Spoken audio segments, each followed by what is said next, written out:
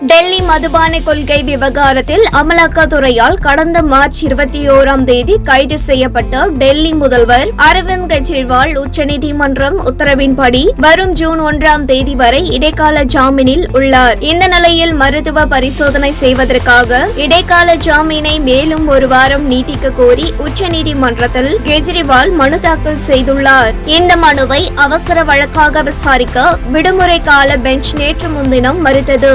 இதையடுத்து மேற்கண்ட விவகாரம் தொடர்பாக உச்சநீதிமன்றத்தின் பதிவாளர் மகேஷ் தனஞ்சி ராவ் பதன்கர் முன்னிலையில் ஆஜரான அரவிந்த் கெஜ்ரிவால் தரப்பு மூத்த வழக்கறிஞர் அபிஷேக் மனு சிங்வி மனுவை அவசர வழக்காக பட்டியலிட வேண்டினார். அரவிந்த் கெஜ்ரிவாலின் கோரிக்கையை நிராகரிப்பதாக தெரிவித்த உச்சநீதிமன்ற பதிவாளர் மனுவை அவசர வழக்காக கண்டிப்பாக பட்டியலிட முடியாது. அவசர கால நிவாரணம் தேவை என்றால் விசாரணை நீதிமன்றத்தை அணுகி தகுதியின் அடிப்படையில் ஜாமீன் மனு தாக்கல் செய்து நிவாரணம் கேட்டு பெற்றுக் கொள்ளலாம் என்று கூறினார்.